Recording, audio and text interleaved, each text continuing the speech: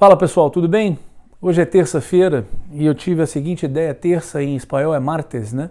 Marte, deus da guerra, o deus romano da guerra. E eu tive a ideia de falar, vou falar de um filme de guerra hoje. Aí fiz uma enquete aqui com os amigos por perto e o campeão para eu falar foi o Resgate do Soldado Ryan. Mas tanta gente já falou do Resgate do Soldado Ryan e pode me dar pedrada, apesar de ser um excelente filme. Eu acho que os primeiros 20 minutos, aquela batalha toda, de fato é muito espetacular. E um outro dia eu vou falar sobre o Resgate do Soldado Ryan. Mas hoje eu vou falar sobre um filme que é mais um filme de aventura do que um filme de guerra, mas sem guerra esse filme não existiria, que é o Rambo 2. É um filme que eu gosto muito da mitologia por trás do filme, e eu fiz até umas anotações aqui para mim, só para não me perder e falar de coisas relevantes da sinopse do filme, para quem não viu, que é um absurdo. Se você é da minha idade e nunca viu, eu não sei como que você nunca viu o Rambo, então já vou avisando que aqui tem spoilers. E se você é mais novo e nunca viu o Rambo, aconselho você a ver, mas não assista esse vídeo, pausa o vídeo aí e vai assistir lá os filmes do Rambo. Valem muito a pena, até pela mitologia por trás do filme, né? Eu acho que todo filme tem uma história, todo filme tem uma lição que você consegue tirar do filme, e esse é um tema que me interessa bastante. Eu gosto muito de falar, de analisar filme, né? Quem acompanha o meu perfil aqui no Instagram, e vou começar a postar esses vídeos agora, talvez esse seja o meu primeiro vídeo que eu poste no YouTube, mas eu gosto de falar de filme porque eu acho que sempre tem uma lição que a gente consegue tirar do filme e aplicar isso de alguma forma na vida real. Eu acho que roteiro de cinema merecia assim, muito mais prêmios do que só prêmio de melhor roteiro, porque eu acho que são tantas camadas para você escrever um roteiro, é tão assim espetacular o processo de você sintetizar uma ideia. Às vezes você pega 3 páginas de fala, você tem que sintetizar aquilo ali em uma cena e cortar todas as falas da cena, entendeu? Um olhar, uma respirada. Isso tem muito a ver com a direção do filme, mas muito a ver com um bom roteiro também. Você não consegue fazer um bolo sem bons ingredientes. Você consegue até fazer uma porcaria de um bolo com bons ingredientes, se você não souber misturar tudo, que é a função do diretor. Mas você não consegue fazer um bom bolo ou um bom filme se você tiver um roteiro porcaria ou ingredientes ruins, né? Então acho que essa questão do roteiro é bem legal. Mas enfim, divaguei aqui. Vamos ao Rambo. Vou falar de um filme de guerra. Obviamente, o Rambo é um veterano da Guerra do Vietnã. Eu vou falar um pouquinho hoje do Rambo 2, se não do Rambo 1. O Rambo 1, de forma geral, ele termina sendo preso, porque ele é um cara que na época não existia essa nomenclatura, mas ele tinha PTSD, que é Post Traumatic Stress Disorder. Antigamente chamava-se isso de shell shock ou trauma de guerra. Mas enfim, o Rambo 2 ele começa onde? Começa na cadeia, o Rambo fazendo trabalhos forçados, o que as pessoas não sabem se o diretor queria filmar aquilo ali na Tailândia, pela topografia e tal, e eles não tinham como filmar na Tailândia, acabaram filmando o filme no México. Tudo que você vê ali de Vietnã e tal, estava a 15 minutos do hotel deles em Acapulco. Então foi filmado nas selvas do México, aquilo ali, e numa base aérea mexicana também. Mas enfim, o Rambo está preso, o Coronel Trautman, que é o mentor do Rambo nas aventuras dele, vai até a cadeia e propõe uma missão para ele. Por isso chama Rambo 2 a missão. Ele tem que voltar ao Vietnã para tirar fotografias do campo de concentração onde ele havia sido preso durante a Guerra do Vietnã. Daí o nome dele era o mais provável para essa missão. Se ele tivesse sucesso na missão, o presidente ia considerar o perdão presidencial, porque ele, no fim do 1, ele destruiu uma cidade inteira e foi preso, só não foi condenado à morte.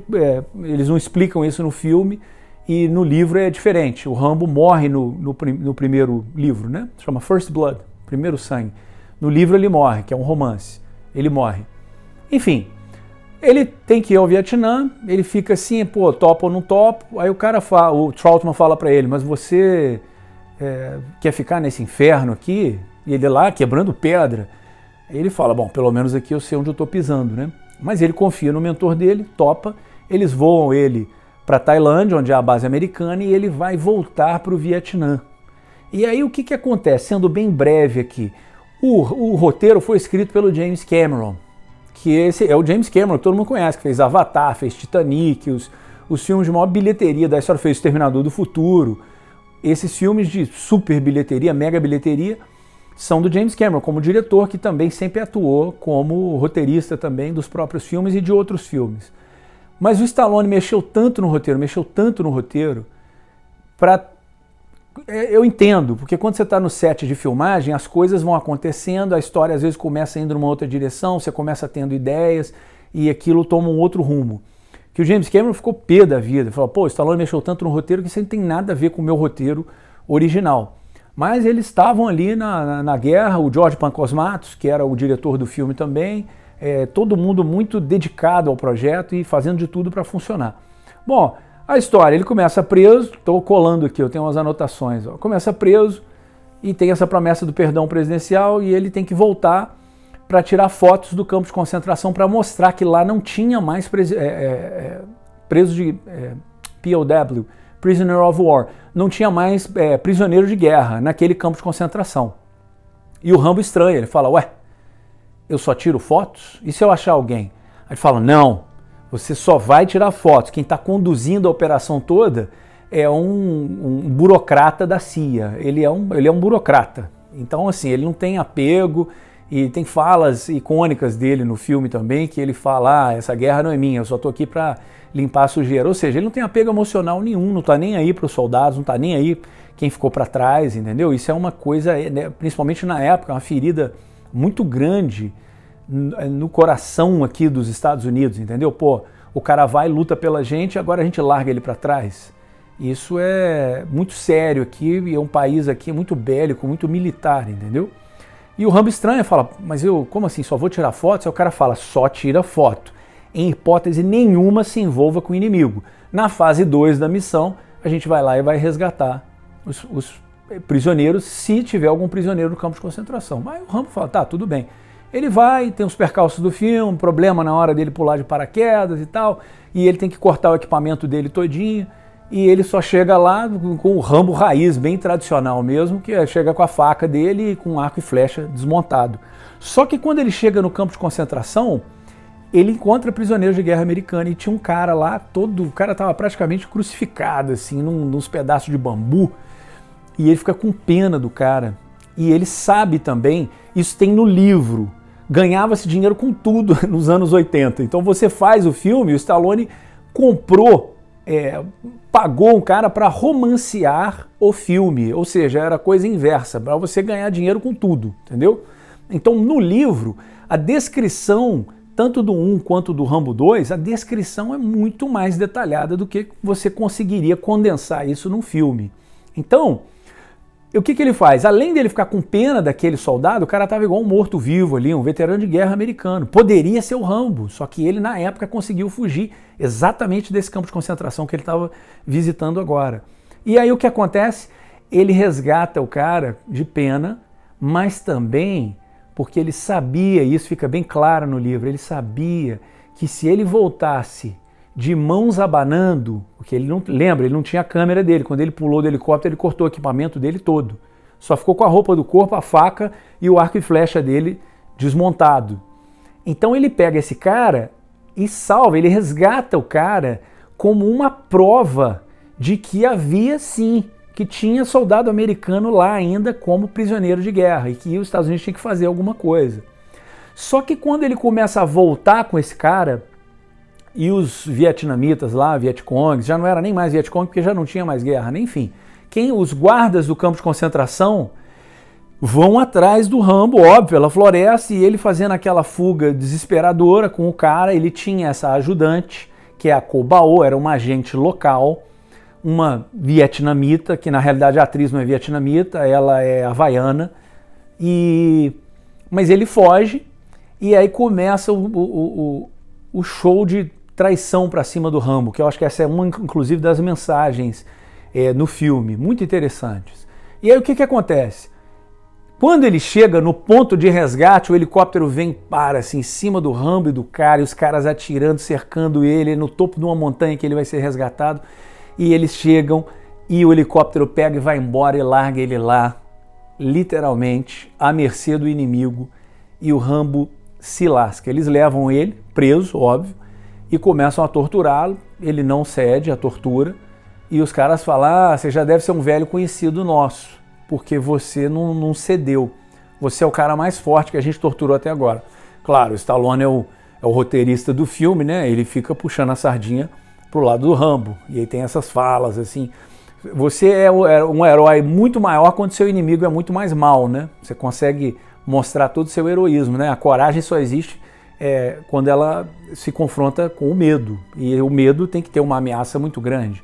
Então, ele é torturado, não cede à tortura, mas quando eles ameaçam torturar aquele soldado ali, que o Rambo já tinha um certo apego emocional, eles pegam a faca do Rambo assim, que ela já estava quente, né? O cara queima o Rambo aqui, e ele ameaça enfiar a faca no olho do outro soldado. E aí o Rambo cede, ele fala, não, tudo bem, eu faço a ligação. Eles querem que o Rambo ligue para a base dele e fale, olha, eu não posso fazer isso, eu fui preso aqui por crimes de guerra. Eles querem que ele faça aquela confissão forçada, falsa, e todo mundo que está em cativeiro não adianta nada esse tipo de confissão, e você falar contra o seu governo, isso vira só uma arma política, depois eles pegarem o que você falou e falar, lá, tá vendo? Um dos seus falou que tá errado o que vocês estão fazendo, entendeu? Só que nesse ínterim, o que acontece?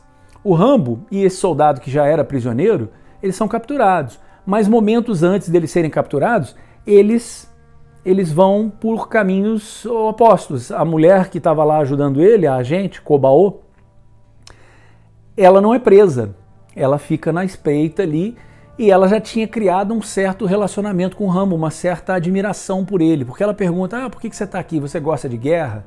Você não é igual aos outros caras, que geralmente eles mandam. Eles quem? A máquina estatal, a máquina burocrática de guerra, entendeu? E ela percebe que existe uma certa humanidade no Rambo e que ele é um cara cheio de cicatrizes. Mas ela gosta dele. E aí o que acontece? Ela dá o jeito dela, se fantasia lá de prostituta, e entra no campo de concentração para salvar o Rambo. É quando ele percebe a oportunidade e fala, é agora que eu vou fugir aqui. Então ele já está desamarrado, pronto para fazer uma ligação no rádio, ele fica ligando e tal. E quando ele acha o canal correto, o burocrata lá atende e ele pega o microfone e fala, Murdoch, que é o nome do cara, fala, você vai ver quando eu voltar. Eu acho que a fala é assim em português. Enfim, o pau come, a moça ajuda ele foge do campo de concentração, porque ela também começa atirando, e aí é a hora que ele consegue fugir. E eles vão fugindo pela selva. No livro explica-se muito bem que o cara que está perseguindo o Rambo, que é vamos dizer, o vilãozinho ali principal sem ser um dos russos, ele é um especialista em seguir a trilha das pessoas no meio da mata. E ele é inclusive um dos caras que na época do Rambo estava lá, e ele foi muito punido. Isso explica no livro, não cabe no filme, é óbvio. Ele foi punido e por isso ele estava ali até hoje, naquele servicinho ali horrorosinho de campo de concentração, entendeu? Nunca foi promovido, justamente porque ele falhou e o Rambo fugiu uma vez. Então esse cara odeia o Rambo. E aí o que acontece? Pela segunda vez o Rambo é traído. Tem os piratas que fazem a travessia de barco e os caras venderam o Rambo e a gente, a Kobao. Eles vendem, os dois, vem o barco de patrulha, o Rambo vem, e lógico, né? Ele consegue dar a volta por cima, ele é o Rambo, e o pau quebra e tal, ele consegue depois pegar um helicóptero, volta na base, resgata todo mundo, a moça morre nesse íntere aí, e enfim, o resto são detalhes. Mas o que acontece? O Rambo é o famoso se vira nos 30 e ele consegue voltar para casa e salvar os outros soldados americanos que estavam presos. O que acontece?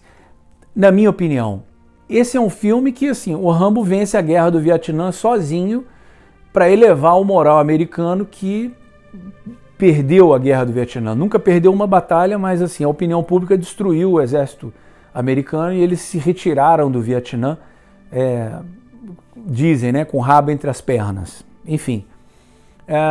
Mas as cenas para mim que são bem emblemáticas e as mensagens do filme é o seguinte: as cenas da traição, isso é muito horroroso. O cara tá lá, o próprio galera do time dele, parando com o helicóptero em cima dele, eles estão ali a 10 metros de altura do cara, era só descer, pegar ele, não tinha essa história.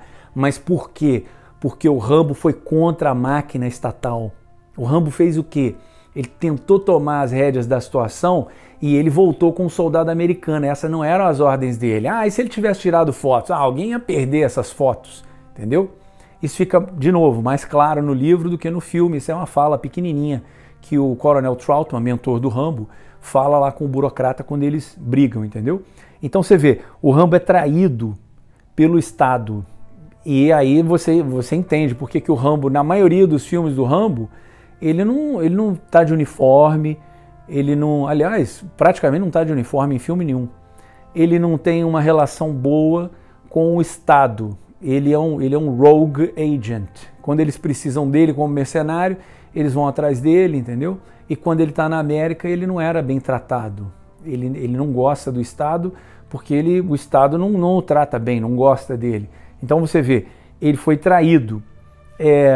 Segunda traição, ele é traído pelos mercenários, lá os piratas que faziam a travessia de barca. Traído de novo. Por quê? Ali ele não tinha opção. Mas na vida a gente tem opção, né? De escolher bem os amigos, de perceber, pô, quem é esse cara aí, tá atrás de mim, por quê? O que eu tenho a oferecer para ele, entendeu? Isso acontece muito na vida, isso acontece com todo mundo. Não precisa ser só com relação a dinheiro, né? Às vezes você tem alguma coisa para oferecer a alguém, aquela pessoa ali te trata bem e tal, e na hora que você precisa, nada. É o helicóptero que pega, vai embora, ou o barco que pega, te joga debaixo do ônibus, né? Tem essa expressão em inglês muito comum, throw under the bus, né? A pessoa literalmente trai você e farinha pouca o meu pirão primeiro, entendeu?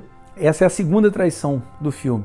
Terceira mensagem que eu acho legal do filme é você ser bom, ser uma pessoa boa, mostrar o seu caráter para os outros através das ações e através do que você diz, você fala, você vê. A gente só volta para tentar resgatar o Rambo porque ela vê a injustiça que foi cometida contra ele. E isso acontece na vida de todo mundo. Já aconteceu na minha, às vezes. De você estar fazendo a sua parte, não quer confusão com ninguém. Tá todo mundo vendo. Tá todo mundo vendo. Quando você sofre um processo de injustiça, igual a gente vê, volta e meia, você vê alguma injustiça acontecendo, e aí você faz o quê? Cruza os braços, não posso fazer nada e tal. A moça do filme resolve lá ajudar o Rambo. E isso é bem legal. Mas por que ela foi ajudar o Rambo? Ela fala, você não é como os outros. Ou seja, ela percebeu a bondade dele, percebeu que ele era um cara diferente. Se você é uma pessoa boa, você tem a oportunidade o tempo inteiro de ser bom, mesmo quando você está lascado aí na vida. Outra coisa que eu acho interessante desse filme é você aguentar o tranco quando está tudo dando errado na sua vida, entendeu? E né, a metáfora do filme é quando ele está lá sendo torturado. Às vezes você está sendo torturado aí pela sua rotina, ou pô, você tá sem grana, ou brigou com a mulher, ou seu pai e sua mãe, sei lá, algum parente seu tá doente, tem hora que você não tem muito o que fazer, você tá amarrado ali naquela situação, igual o Rambo tá lá amarrado, lá tomando choque. O que você vai fazer? Meu filho, não sei, reza, faz alguma coisa, mas você tem que aguentar. Não adianta sentar no meio-fio e chorar, entendeu? Então, essa é uma lição também. Tem horas que não tem muito o que fazer, a não ser seguir em frente, vai aguentando. Sabe por quê? Porque uma hora essa nuvem negra que está em cima da sua vida passa. E essa hora é a hora da oportunidade. E essa é a outra mensagem do filme. Ele aguentou a tortura. É claro, no filme tem todo um timing, né? Mas na vida também tem um timing. E aí quando você pega esse timing e você percebe a oportunidade passando, aí agarra a oportunidade, entendeu? E luta, e aí você tem que dar uma de Rambo mesmo. Tem hora que não tem jeito. Para mim, essa é uma das mensagens do filme também.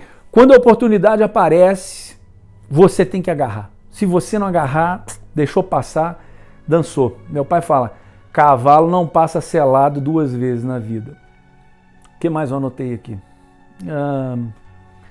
De você lutar com todas as forças, mesmo que a própria galera do seu time, quem é o seu time? Seus amigos, sua família, o seu chefe ou um colega de trabalho, alguém que você estava contando, ele, pô, aquele cara falou que ia me ajudar e não me ajudou. Não te ajudou, tudo bem. lute com todas as suas forças, mesmo que, sabe, você não tenha muita chance, mas que chance você tem, né? O Sun Tzu fala na Arte da Guerra, nunca coloque um soldado em posição desesperadora. São as 9 posições, eu acho que ele cita na Arte da Guerra. Nunca coloque um soldado em posição desesperadora. Por quê? Porque ele vai lutar até a morte. Então, assim, quando você está numa situação dessa, você tem que lutar com todas as suas forças, você não tem outra saída. Então, filhão, levanta e luta. E é isso. Ficou bem mais longo do que eu imaginava esse vídeo aqui, mas acho que ficou bem legal. Eu gosto de pegar filmes, né, em geral, e fazer um apanhado da ideia geral do filme, e às vezes uma coisa bem pontual mesmo, pegar uma cena ou outra e tentar dissecar aquilo ali, imaginar o que o roteirista, o que o diretor, o que o ator, o que aqueles caras estavam querendo passar. Porque se você olhar só como um filme de ação, tá bacana, que legal. É só um filme de ação, você foi lá, entretenimento, come a pipoca, 2 horas você tem aquele escapismo, você foge dos problemas da sua vida e quando o Rambo ganha lá, emocionalmente você também ganha. Mas dá para extrair mais coisa dos filmes, dá para você pegar aí essas curvas dramáticas que acontecem dentro de um filme, dá para você pegar aí essa jornada que todo personagem tem dentro de um filme, que é uma cópia da nossa vida na realidade, né? Ninguém inventou essa coisa que todo mundo fala aí de jornada do herói. Isso não foi inventado. Isso foi observado e sistematizado e falado, tá, é assim que funciona. Então, pô, se acontece nos filmes, acontece na vida e acontece na TNT, lembra dessa propaganda? Digita aí no Google, acontece nos filmes, acontece na vida, acontece na TNT. Era engraçada essa propaganda. Mas é porque isso é verdade. É a famosa a vida imita a arte, ou então a arte imita a vida. Isso é uma via de mão dupla. Então fica aí esse filme de guerra, que é mais um filme de aventura do que de guerra, mas, sei lá, inaugurando aí o meu canal no YouTube e eu vou postar isso também aqui no Instagram para vocês, no @Bertorelli, que sou eu aqui que vos falo, tá bom? Ficamos aqui e vamos falando aí, quem gostar dá um joinha, dá um coraçãozinho, faz um comentário aí e estamos aqui juntos, tá bom? Valeu, pessoal, grande abraço e até a próxima.